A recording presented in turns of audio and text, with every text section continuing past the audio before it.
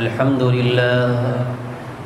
لله وكفى وسلام على عباده الذين اصطفى أما بعد فأعوذ بالله من الشيطان الرجيم بسم الله الرحمن الرحيم يا أيها الذين آمنوا ادخلوا في السلم كافة ولا تتبعوا خطوات الشيطان إنه لكم عدو مبين وقال رسول الله صلى الله عليه وسلم الكيس من دان نفسه وعمل لما بعد الموت والعاجز من اتبع نفسه هواها وتمنى على الله أو كما قال رسول الله صلى الله عليه وسلم صدق الله العظيم وصدق رسوله النبي الكريم ونحن على ذلك لمن الشاهدين والشاكرين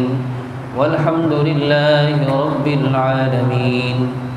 تمام حضرات محبت اور عقیدت کے ساتھ درود پاک اللهم صل على محمد وعلى آل محمد كما صليت على إبراهيم وعلى آل إبراهيم إنك حميد مجيد اللهم بارك على محمد وعلى آل محمد كما باركت على إبراهيم وعلى آل إبراهيم إنك حميد مجيد۔ قابل احترام بزرگان محترم، برادران اسلام، عزیز دوستوں اور بھائیوں، اللہ جل جلالہ کا فضل اور احسان ہوا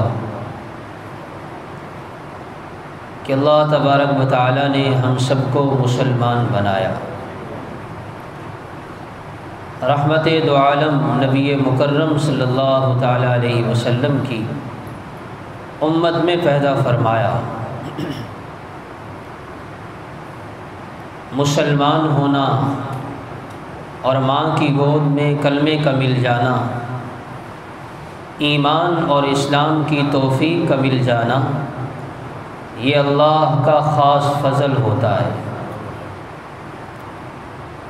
اس امت میں پیدا ہونے والے افراد اور بھی بہت سارے ہیں، لیکن سارے مسلمان نہیں ہیں۔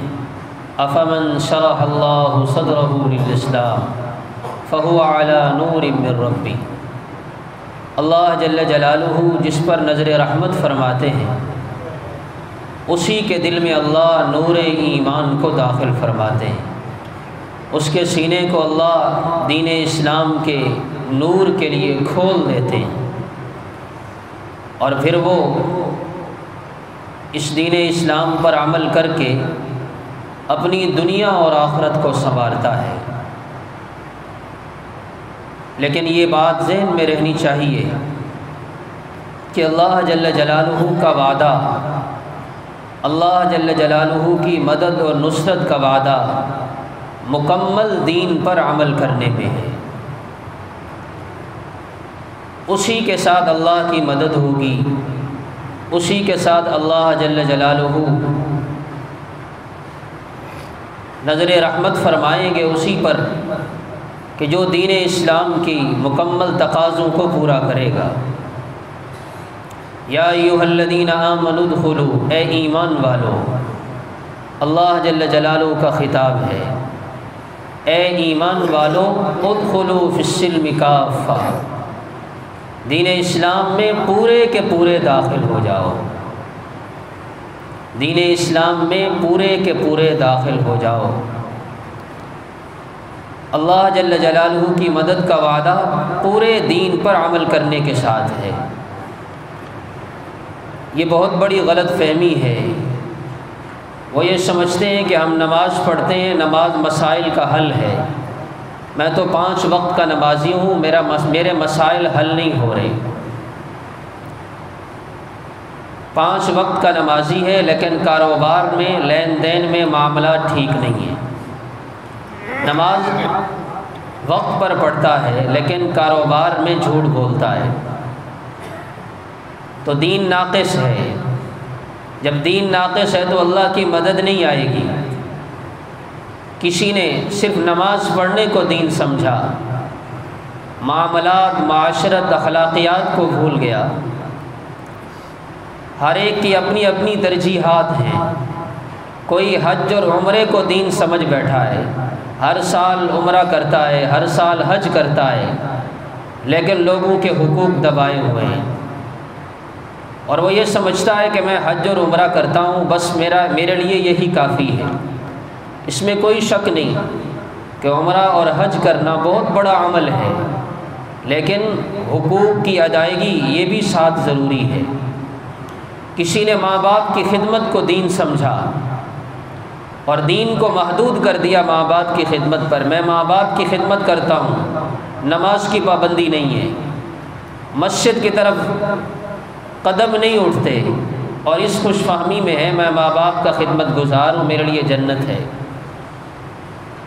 اس لیے بھائیوں، دین اسلام اس کا تقاضا یہ ہے کہ ہم شریعت کے ہر حکم پر عمل کریں۔ قرآن کریم میں اسی کی طرف متوجہ کیا گیا، پورے کے پورے دین میں داخل ہو جاؤ۔ ایمان تو پہلے ہے، یا ایھا الذین آمنوا، ایمان والوں سے خطاب ہے، اے ایمان والو۔ ایمان تو دل میں ہے، لیکن پھر تقاضا کیا ہے؟ ادخلوا فی السلم کافہ، پورا کا پورا دین اپنی زندگی میں لاؤ۔ جب پورے کا پورا دین زندگی میں آئے گا تو پھر روزی میں برکت ہوگی، پھر گھر میں اتحاد و اتفاق کی فضا ہوگی، پھر مسائل حل ہوں گے۔ اس لیے دین اسلام یہ 5 چیزوں میں منحصر ہے۔ دین اسلام کی اساس اور بنیاد 5 چیزیں ہیں، 5 شعبے ہیں دین کے۔ ان 5 شعبوں کو اپنی زندگی میں لانے سے پورا دین زندگی میں آئے گا۔ کسی ایک شعبے کو چھوڑا تو دین ناقص ہے، کامل نہیں ہے، پھر اللہ کی مدد وہ نہیں ہوگی جو مطلوب ہے۔ وہ 5 شعبے کون سے ہیں؟ سب سے پہلا شعبہ ایمانیات کا ہے۔ ایمانیات، اور اس کی بنیاد عقائد ہیں۔ سب سے پہلے عقیدہ درست ہو، کفر و شرک نہ ہو، اللہ پر ایمان لائے، اللہ کے رسولوں پر ایمان، آمنت باللہ، ایمان لایا میں اللہ پر، وکتبہ، اللہ کی کتابوں پر، ورسلہ، اللہ کے رسولوں پر، والیوم الآخر، آخرت کے دن پر، والقدر خیرہ وشرہ، ہر اچھی بری تقدیر پر، من اللہ تعالی، والبعث بعد الموت، اور موت کے بعد ایک زندگی ہے، اس پر ایمان لانا۔ موت حق ہے، قبر کی زندگی حق ہے، جنت حق ہے، النار حق والجنت حق وعذاب القبر حق، جنت ہے، جہنم ہے، اللہ جل جلالہ کی طرف سے کامیابی کے فیصلے ہیں، ہمیشہ ہمیشہ کی جہنم ناکامی کے فیصلے ہیں۔ یہ شعبہ ایمانیات کا ہے۔ اور دوسرا شعبہ عبادات کا ہے۔ عبادات، دین اسلام کا دوسرا شعبہ وہ عبادات ہے، جس میں نماز ہے، جس میں روزہ ہے، جس میں زکوٰۃ ہے، جس میں حج ہے، جس میں صدقہ ہے، یہ ساری عبادات ہیں۔ تو ایمانیات والے شعبے کو بھی اپنانا اور عبادات والے شعبے کو بھی اپنانا۔ نماز نہیں پڑھتا، باقی سارے کام کرتا ہے، دین ناقص ہے۔ نماز پڑھتا ہے، حج کرتا ہے، لیکن زکوٰۃ نہیں دیتا، دین ناقص ہے۔ اور تیسرا شعبہ اخلاقیات کا ہے، جس میں صلہ رحمی، حقوق، یہ بنیاد ہیں۔ ماں باپ کے حقوق ہیں، والدین کے حقوق ہیں، پڑوسیوں کے حقوق ہیں، بیوی کے ذمے خامن کے حقوق، خامن کے ذمے بیوی کے حقوق، اولاد کے ذمے ماں باپ کے حقوق، ماں باپ کے ذمے اولاد کے حقوق، مسافر کے حقوق، مہمان کے حقوق، اور فقراء اور مساکین کے حقوق۔ یہ حقوق کا دین ہے۔ صلہ رحمی کرنا، رشتہ داروں سے اچھا سلوک کرنا، اور رشتہ داری کو جوڑے رکھنا، حضرت عبداللہ ابن مسعود رضی اللہ تعالیٰ عنہ ایک مرتبہ دعا کرنے لگے تو دعا سے پہلے اعلان فرمایا کہ ہم میں جو قطع رحمی کرنے والا ہے، جو اپنے رشتہ داروں سے رشتہ ناتا تعلق توڑنے والا ہے، وہ ہماری مجلس سے اٹھ جائے، ہم دعا کرنے لگے، ہم دعا کرنے لگے ہیں، ہم دعا کرنے لگے ہیں۔ رشتہ داروں سے تعلق توڑنے والا ہماری مجلس سے اٹھ جائے، اس لیے کہ اس مجلس پر اللہ کی رحمت نازل نہیں ہوتی جس میں رشتہ داروں سے قطع تعلق ہی کرنے والا موجود ہو۔ اب یہ دیکھیں یہ دین کس کی زندگی میں ہے؟ 5 وقت کا نمازی ہے لیکن بھائی سے بول چال بند ہے، ہر سال حج اور عمرہ کر رہے ہیں لیکن رشتہ داروں کے ساتھ تعلق سے اچھا نہیں ہے، چند پیسے کیا آ گئے، اس کی زندگی کی روش بدل گئی، اس کی ترجیحات بدل گئیں، اس کے مفادات بدل گئے۔ انسان کے پاس جب مال آتا ہے، پیسہ آتا ہے، تو پھر اس کی ترجیحات بدل جاتی ہیں۔ پہلے غریبوں کے ساتھ، اپنے غریب رشتہ داروں کے ساتھ حسن سلوک تھا، پیسہ کیا آیا، اس کی زندگی بدل گئی اور اس نے غریبوں کے ساتھ بیٹھنا ہی اس کو گوارا نہیں ہے۔ صلہ رحمی کرنا، حضور پاک صلی اللہ علیہ وسلم نے ارشاد فرمایا لا يدخل الجنت قاطع، کہ رشتہ داروں سے قطع تعلق ہی کرنے والا وہ جنت میں داخل نہیں ہوگا۔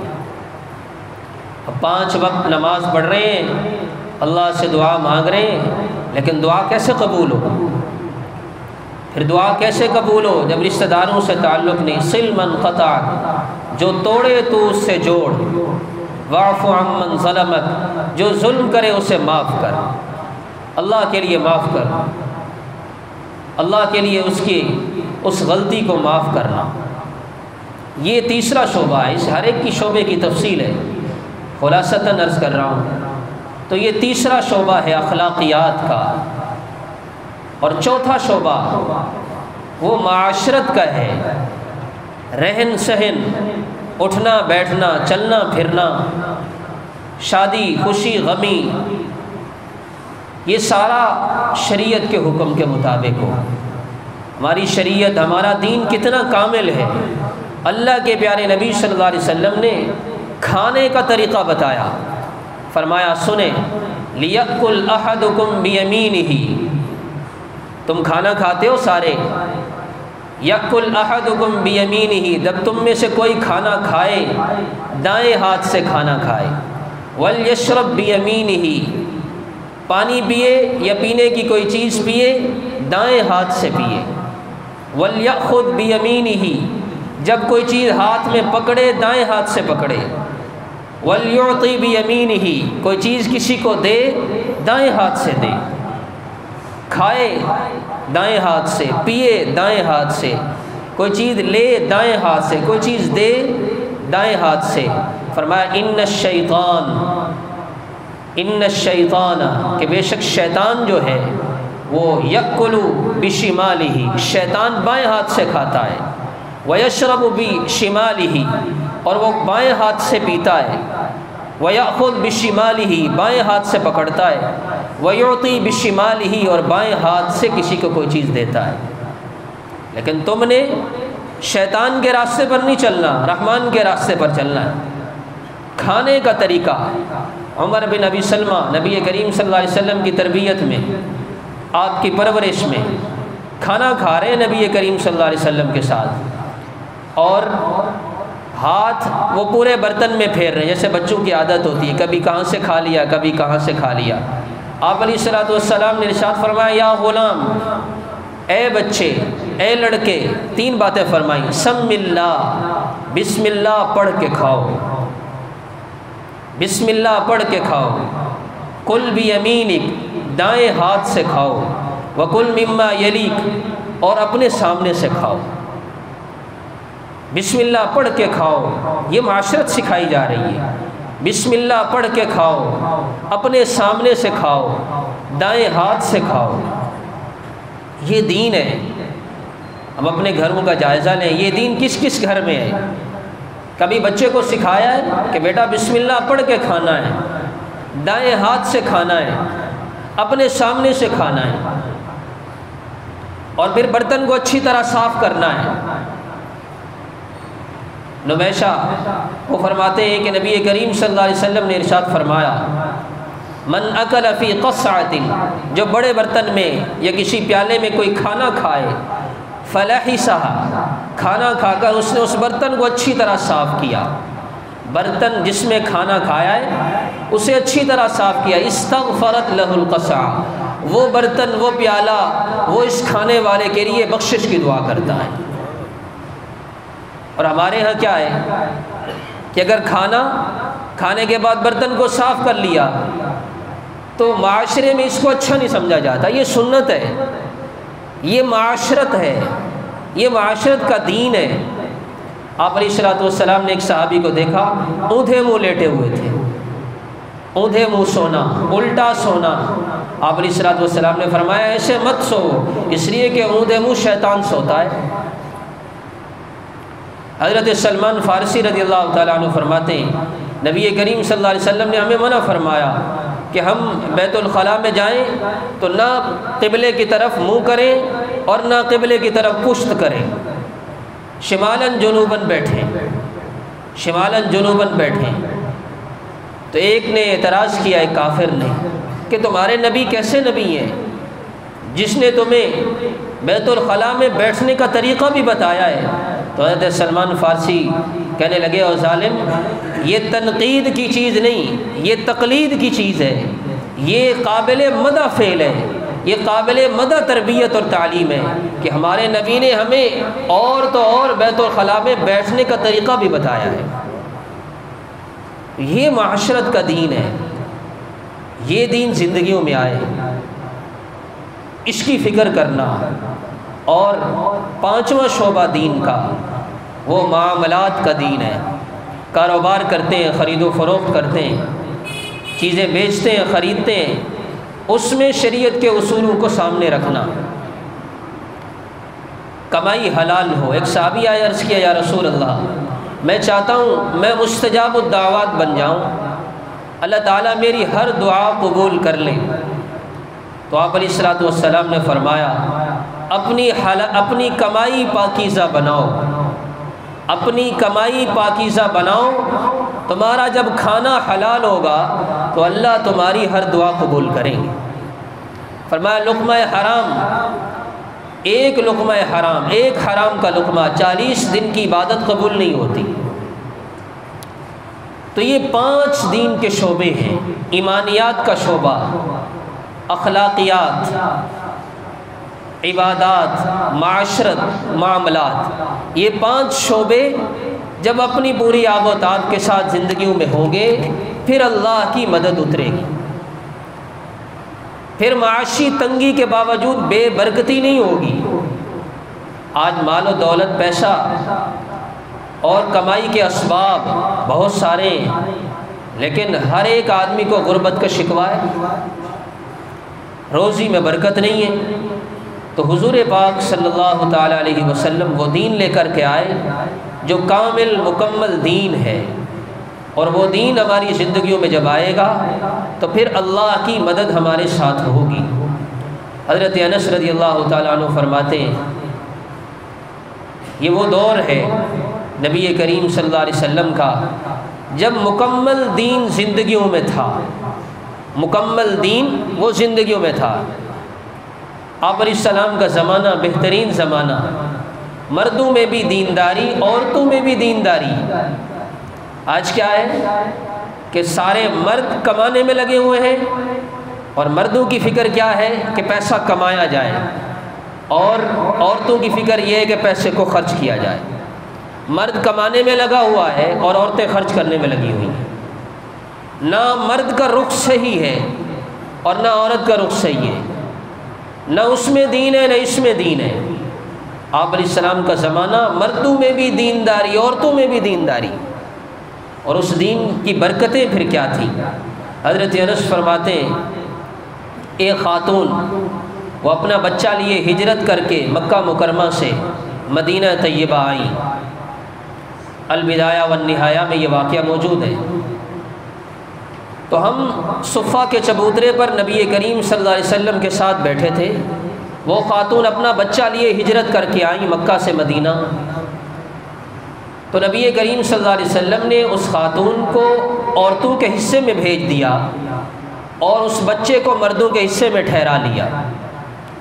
کچھ دن ایسے گزرے، وبا پھیلی مدینہ منورہ میں، اس بچے کا انتقال ہو گیا۔ آپ علیہ الصلوۃ والسلام نے اپنے دست مبارک سے اس بچے کی آنکھیں بند فرمائی۔ کیا خوش نصیب، کیسی خوش قسمتی ہے، آپ نے اپنے دست مبارک سے اس بچے کی آنکھیں بند فرمائیں۔ اور حضرت انس فرماتے ہیں آپ نے ہمیں تجہیز و تکفین کا حکم دیا کہ غسل دو اور اس کی تجہیز و تکفین کریں۔ جب غسل دینے لگے تو آپ علیہ السلام نے فرمایا اے انس جا کر اس کی ماں کو اطلاع دے دو کہ تمہارے بچے کا انتقال ہو گیا۔ حضرت انس فرماتے ہیں میں نے اس کی ماں کو خبر دی آپ کے بچے کا انتقال ہو گیا، تجہیز و تکفین ہو رہی ہے، غسل دیا جا رہا ہے۔ فرماتے ہیں حضرت انس وہ تشریف لائیں اور آ کر کے اپنے بچے کے جس تختے پر رکھا ہوا تھا غسل دینے کے لیے قدموں کے پاس آ کر بیٹھ گئی۔ فَأَخَذَتْ إِبْهَامًا، اور اس نے اپنے بچے کے پاؤں کا انگوٹھا پکڑا اور انگوٹھا پکڑ کر آسمان کی طرف دیکھا اور 3 جملے کہے اللہم انی اسلمت لک طوعا وخالفت الاوثان زہدا وہاجرت لک رغبتا۔ اے اللہ اسلمت لک طوعا، میں تیری اطاعت اور فرما برداری میں اسلام لے آئی، وخالفت الاوثان زہدا، اور میں نے بت پرستی چھوڑ دی، اسلام لائی تیرے لیے، بت پرستی چھوڑی تیرے لیے، پھر وہاجرت لک رغبتا، پھر میں نے اپنی خوشی کے ساتھ اپنی رغبت کے ساتھ مکہ سے مدینہ ہجرت کی ہے۔ بس یہ 3 جملے بولے اللہم انی اسلمت لک طوعا وخالفت الاوثان زہدا وہاجرت لک رغبتا، یہ 3 جملے بولے۔ حضرت انس فرماتے ہیں واللہ اللہ کی قسم میں اپنی آنکھوں سے دیکھ رہا تھا کہ اس بچے نے اپنے قدموں کو حرکت دی، یہ ناممکن ممکن بن رہا ہے۔ بچے نے اپنے قدموں کو حرکت دی، وَأَلْقَى الثَّوْبَ عَنْ وَجْهِهِ، اور اپنے چہرے سے اس نے کپڑا ہٹایا، اور وَعَاشَ حَتَّى قُبِضَ رسول اللہ صلی اللہ علیہ وسلم وَهَلَكَتْ أُمُّهُ، اور وہ بچہ زندہ ہوا، نبی کریم صلی اللہ علیہ وسلم کی پوری زندگی، آپ کی پوری حیات طیبہ میں بچہ زندہ رہا۔ وَهَلَكَتْ أُمُّهُ، ماں کی پوری زندگی میں بچہ زندہ رہا، آپ اس دنیا سے پردہ فرما گئے، اس کی ماں اس دنیا سے چلی گئی، اس کے بعد بچے کی جا کر کے وفات ہوئی۔ یہ کیا ہے؟ یہ مکمل دین کے زندگی میں ہونے کی برکتیں ہیں۔ عمل کیا ہے؟ بس انگلی پکڑ کر اللہ سے ایک فریاد کی ہے، اللہ نے ناممکن کو ممکن بنا دیا۔ اللہ وہی ہے، اللہ کی قدرت وہی ہے، نظام قدرت وہی ہے۔ فرق صرف اس بات میں ہے کہ آج دین زندگیوں میں نہیں۔ شی بھائیوں کوشش کریں تمام شعبے دین کے ہماری زندگیوں میں زندہ ہوں۔ اللہ جل جلالہ جو کچھ کہا سنا عمل کی توفیق عطا فرمائے۔